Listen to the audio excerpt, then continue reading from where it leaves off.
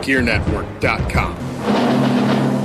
The following is a presentation of the Gear Radio Network. I'm rich, I'm wealthy, I'm JC Money. Coming to you live from the Gear Network studios in Rochester, New York.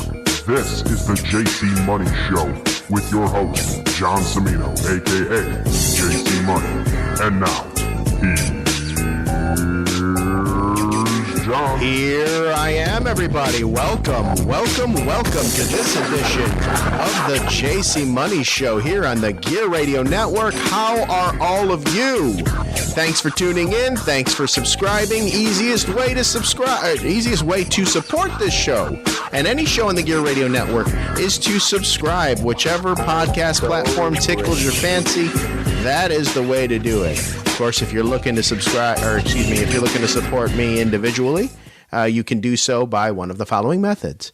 You can go to prowrestlingtees.com/thejcmoney. It's still underneath my old tag. I used to do the JC Money on all forums. Then I switched to I am JC Money. But prowrestlingtees.com/thejcmoney. Get yourself a JC Money shirt. Awesome designs, Rochester themed. More to come. I will be doing more in 2024 there. Also, if you are interested, I do have a Patreon page for the JC Money Show. It's TJCMS on Patreon. Patreon.com/IamJCMoney.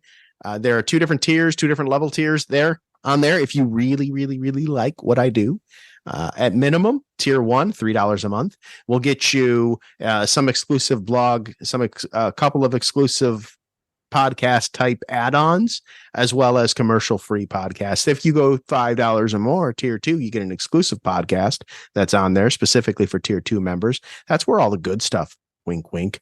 You want to know about me and maybe some of the opinions I have, how strong of opinions I may have on certain topics. That's tier 2. Also, the video of this actual podcast and any podcast that between this and listen in, anything that's there's a video cast that will go on tier 2. So if you prefer to watch me, you can do it there. JC Money Show Patreon page, patreon.com/IamJCMoney, prowrestlingtees.com/thejcmoney. And of course, if you don't want to do either of those things, a simple subscribe will to the podcast will also help as well. On today's show, I'm going to talk really quickly about the award that I recently won. Let me just adjust this microphone a little bit here. There we go. Level's looking good. All right, cool. So I learned yesterday that I was the winner of the 2023 UPW Comeback Wrestler of the Year award. And that award, it's a little different than the 2021 version of that award that I won, the Return of the Year. I think that one was more of people just coming back in general, right? We were the first show post-pandemic for UPW. Not only was everybody like returning to action, but it was people that may not have been included on the roster prior to the pandemic. Those people returning. And obviously me, I was, my history, it's well documented now. Everybody remembers. Some people still like to kind of make reference to old historical things, and, they're kind of silly. But anywho, this one was a bit different because this was, now we had, post-pandemic had a year and a half, almost 2 years now of just actually over 2 years now of fluid shows after show after show, consistent, storylines going, shows going, matches happening, appearances happening, things like that. And usually Comeback Wrestler of the Year is reserved for someone that may have been, kind of gone and returning, whether it was through their own volition or in most cases injury. Frank the Tank was a member. He was part of the core group that was people were voting on, and he was returning to action from a hiatus, a long hiatus, and he made I'd argue he had a pretty hell of a comeback himself. He came back, won the Legacy Battle Royal, cost me Big Blue, god damn it, Frank the Tank. But he had a great comeback. First Legacy champion in UPW history, established that as a title worth being fought over because of the caveat of, the add-on of what that title means, not necessarily just as the title holder and this is my title, no one's taking it from me. What that title could actually do. It's essentially like a Money in the Bank championship. It's like the Money in the Bank briefcase that Damian Priest carries around, except you kind of have to defend it as if you're the champion, you would defend it like a normal title. And if you're successful in retaining that, you also have the benefit of saying, I'm going to use this belt and cash it in at an opportunity for the UPW Heavyweight Championship, which is what happened Brawl at the Mall. Shane Stetson won the championship from Frank the Tank, cashed it in that same night, ended up winning the UPW Championship from Chris Caden, with my involvement, of course, but won't go there. But anywho, Frank the Tank certainly had himself, like, he was a strong candidate. I thought he would garner a lot of attention. Then there was Adriana Fury, who is the current UPW Women's Champion. And I think I'm going to get her on the podcast at some point to tell her story about that, because I know of her story from her injury and what happened and really how long it took her to come back from that. When you're injured, there's a lot of, as an athlete, when you're injured, there's a lot that goes into it. Like, most people think you're injured, it's a physical thing, go to physical therapy, get the all clear, you're good to go. There's a lot that in addition that goes into the rehabilitation process and just the amount of effort, the amount of time, energy that you need to spend in order to come back and get yourself back in that mindset of, there's the mental aspect of it is incredibly I think, appreciated when it comes to injuries for athletes and rehabilitation. I know what Adriana Fury went through. I know what her injury was. And in times throughout the injury when her and I would connect, she'd let me know what she was facing, how she was feeling. And I do remember when she came back and finally had come to the consensus of, okay, I think I'm ready to give this a try now. And I do remember her being a little nervous at first and telling me before a training, like, I don't know how this is gonna, I don't know how I'm gonna do. Like, I'm a little nervous. Yeah, and that's, it's common to be that nervous when you're coming back from an injury that took you out, and now you're going to do the same thing that potentially open up the risk for re-injury. But as athletes, you come to that kind of conclusion. You kind of come to that peace with yourself, and I would argue she had my vote. We as wrestlers, we vote probably for ourselves too, but I actually voted for her with that one. But ultimately, I was the one that was the fans voted on as the comeback wrestler of the year, and that certainly is not lost on me at all. I love the fact that even through the injury, I wasn't far away. I thought it would be when I got injured. It was June of 2022. For those that don't know, it was during a match, and it was after years of neglect. I mean, I had warning signs going as far back to when I was wrestling for IWF in 2017 that my ankle wasn't right, but I never really did anything about it because I'm a stupid guy, But I think in the days leading up to that match where the ankle just said you're done, that was the warning was there. Like, looking back with the benefit of hindsight, I probably should have taken that show off or sat that show out, but I didn't, because I was teaming with Chip Stetson and going against American Strong Style, continuing that story that was, being built there with me and them, and chase the tag team titles, things like that.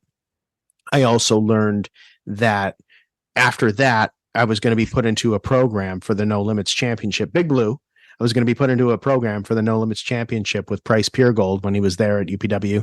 And I was very excited about that. But then the injury happened, and it took me out for 9 months. Originally, I was projected to have surgery on the ankle because there was some ligament damage, lots of things that needed to be cleaned up, and a bunch of medical terminology that I simply don't remember. All I knew was it was bad and I needed surgery. I was in a walking boot for over a month because I couldn't get an appointment. At the time, things were still kind of reopening, but like new, and people, and there was like such a backlog, right? Now you can get in wherever and whenever, and that's great. But back then I couldn't. So I had to wait for weeks for a call from the podiatrist, and then from this person, from this doctor, from this scenario. And I ended up actually kind of, go ahead and call me Aaron Rodgers if you want, but I kind of did my own, my own therapy, my own little research, and kind of was fortunate that the injury happened in the summertime when I had my pool open, because the aquatics actually gave me a great opportunity to let it just kind of let my ankle be a little weightless, and I didn't have to put much pressure on it while in the water. So I was able to kind of float it. I was able to do some movements in the ankle, move up, down, kind of left, right, as much as I could, start to kind of really, take advantage of what being in a pool could offer underwater for that. And overall, it helped with the pain too, because it was pretty painful. It was swollen for like 3 times its size for a little bit. It was pretty bad. I thought I broke it. Like I thought it was broken, but it wasn't. It just was a lot of ligament damage. But I not only did that, I also, while I was waiting, I also enlisted in, my friend, the chiropractor, the good chiropractor, right? He also did like laser therapy and acupuncture and stuff. And I gave that a shot. I paid him to just kind of do what he did there. That helped with the pain management. That helped, especially the acupuncture actually helped circulate the blood flow a lot better through the ankle, helping the inflammation kind of come down, which was pivotal, because I would go from right there to the pool, and I would start doing my, the aquatics workouts with the ankles and everything like that. So by the time I finally got to the appointment that I needed, which was with the potential surgeon, the first thing that he did, this was in, I think, September or October of 2022 by this point. He brings me in, takes a picture of my foot, takes a picture of my ankle, does the x-ray, and then compared it to the side by side with the original one that I had at Borgenite Imaging, the place that specializes in that kind of stuff. Right. And he saw the improvement between June, early July, 2022 and mid to late September, 2022. I'm pretty sure it was mid to late September, 2022. And he was like, have you been going to physical therapy? And I was like, no, I've been waiting on you. And I've been waiting on this medical team here to kind of give me an idea on whether or not that's needed, or we indeed are doing the surgery. He was like, well, I had you penned down for potential surgery in December, but he goes, everything I'm seeing here looks like we may have been able to avoid the surgery. I'm going to have you go to physical therapy, and then we're going to follow up in 6 weeks. I said, okay, great, let's go. So I went to physical therapy, and the person there put me through I asked her very kindly, give me the business, push it, give me the workouts, give me the resistance bands. I want to do this, because if I wasn't, to me, my mindset was I hadn't wrestled my last match, but if it was going to be one of those situations where I shouldn't wrestle, I at least wanted to push myself to come back to be able to wrestle once and walk out on my own terms. That, for some reason, was very important to me to do. So I pushed, and I kept pushing, and I didn't really take no for an answer with certain things. And I said flat out, this is it. This is what's going to happen. This is what I'm going to do. And I got and by the time December rolled around, remember, December was supposed to be the surgery day, the surgery month. Would have been a great Christmas, I'm sure, right? They were targeting December for a potential surgery. I got the all clear in December 2022. I got the all clear. You're good to go, dude. You can, if you're going to wrestle again, make sure you wear this specific brace underneath your wrestling boot. That will help you. Okay, cool. Now, to UPW's credit, they were awesome in keeping me in the public eye there with them. They utilized me for ring announcing. And I learned, I got to reignite my love for the production side of wrestling there, and also learn about the art of ring announcing and the energy that brings. I think ring announcers, I don't think they get enough love. Like, I really don't. And they should. It's a fun job. It's something that I know I'm good at. And I know that when my wrestling career, my in-ring career is done, that I would probably want to stay around wrestling and do that and work to be one of the best in the area. Chris Gullo kind of set that bar very high. And if I can come somewhere close to what he's doing, I'd consider it a success. But I had a lot of fun doing that. So December 2022, I was cleared. I was ready to go January, February.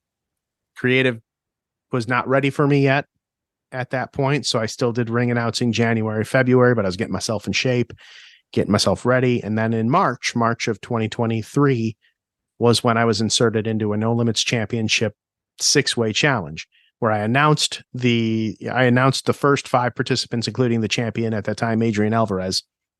And then I went back there and took off the garb and came out as JC Money. Rest is history. End up leaving there with the No Limits Championship. Went on to hold it, I think, for maybe 3 or 4 months. But from that point onward, not just the wrestling aspect, but I think the character aspect really began to shine. And I give a ton of credit to UPW's production team for helping me with that. And from whether it was the hotline, the pay window hotline, to the seriousness of being selected for a UPW world title match, to the slapstick of me and INF exclamation point. Don't forget the exclamation point when INF was doing his belt, fawning over every belt. And I told him to leave mine alone. And then I busted him and put X-Lax and stool hardener in his drink. And he didn't think, he ended up taking the swig, and it's a hilarious result. The video's out there. It was one of my favorites. It was hilarious. But even now, to the return to being the bad guy, brother, and the heel, and the stories being told there, and the crowd engagement and how I do that, and just some of the promos now where I kind of go to the space is the place, zone, and seeing how many times I can make Nick Russo crack on camera, which is a lot. I don't care what he says. You can see his lips quivering like he's about ready to start laughing at any given moment when I start messing around. So I try to really put a major emphasis on the entertainment, because realistically, physically, I'm near my limit physically. I love wrestling, and I will always love wrestling. My preference would be an in-ring performer first, but I do acknowledge Father Time's undefeated, and my time is coming. Don't know when, but I will commit to everybody that for as long as I'm physically able to do it, I promise I will perform to the best of my ability. If I can't physically do it anymore, or if I'm just not performing up to par, it's very likely I will, retire and not look back as far as going back in ring. I will always, though, say this: I will always be around professional wrestling, some way, shape, or form. I love it too much to abandon it. And I feel, I have a home in wrestling, and it's not just one room. It's not one dimensional, multi-talented. There's a lot of things you can do in pro wrestling that isn't wrestling. And well, kind of a long tangent there, but basically that was what led to the being put in for the Comeback of the Year award and then ultimately winning it, which was awesome. I also was put in for the Wrestler of the Year award and was surprised that I did not win that. I should have won that one. Wink, wink. I really should have. But no, I'm glad I got one. And so, you know, thanks to everybody that voted for me. Thank you to anyone that supports UPW and supports JC Money, whether, you know, I'm the good guy or the bad guy. I think we all know, like I've said before, wink, wink, we're in on the joke.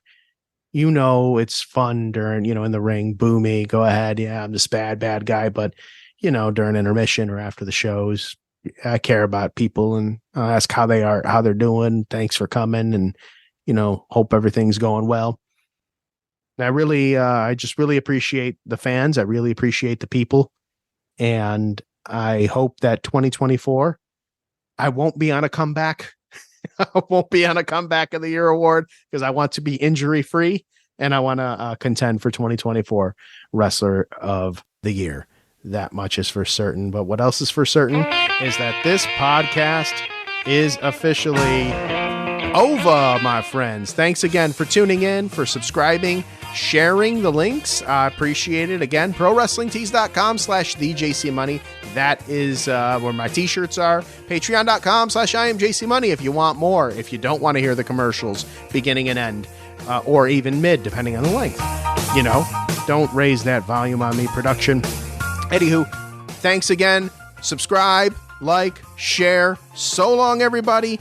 Good night now. Flava Flav, how about a yeah, boy, for comeback of the year? Yeah, boy!